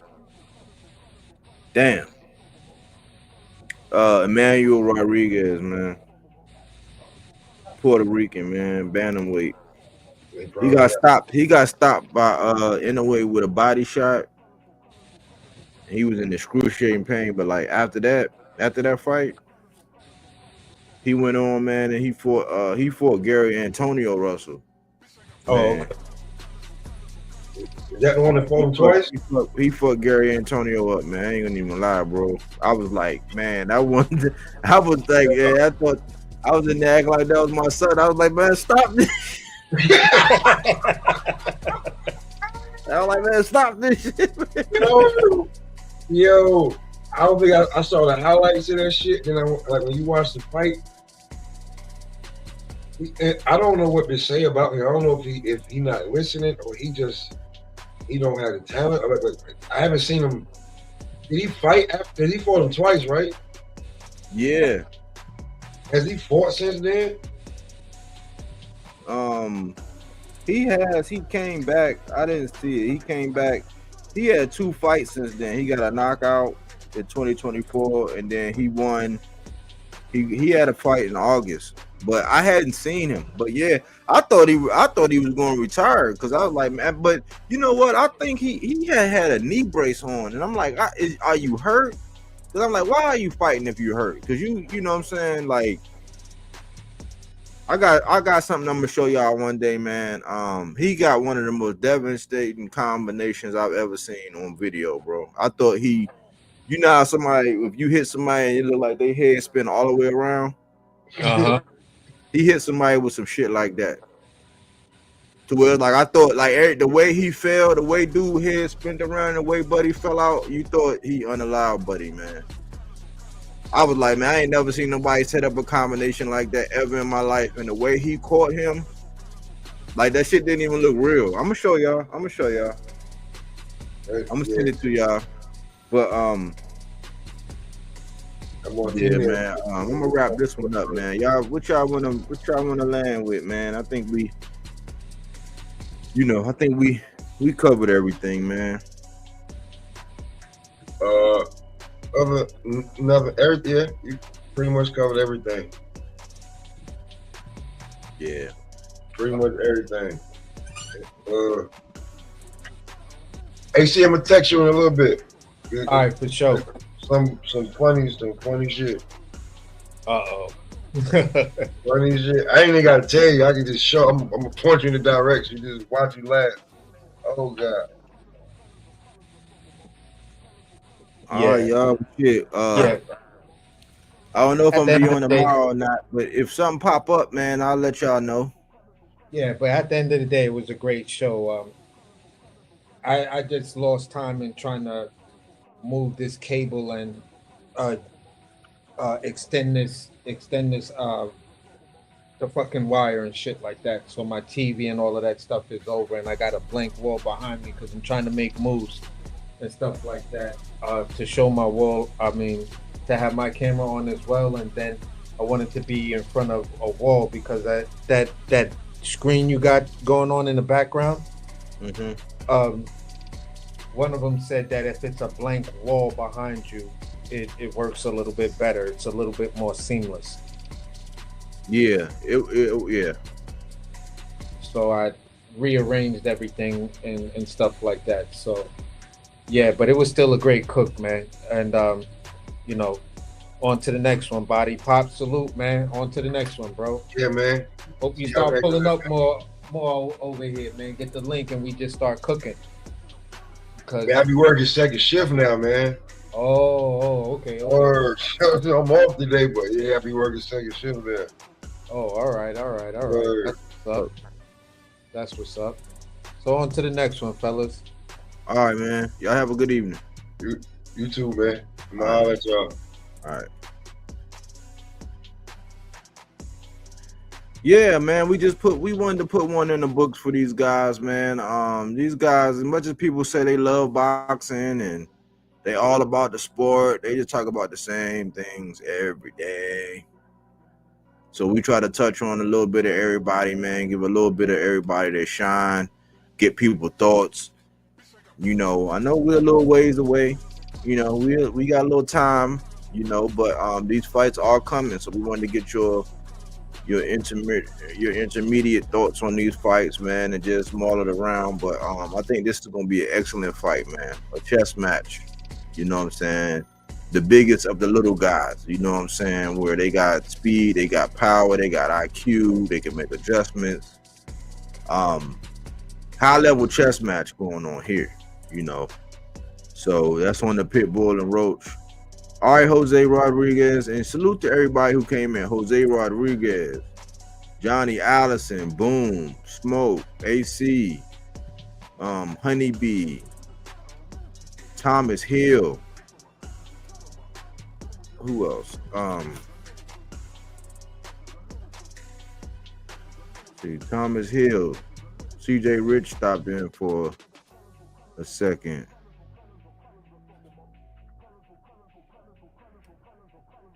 Who else? Cookie Monster, as always. Aaron Jones.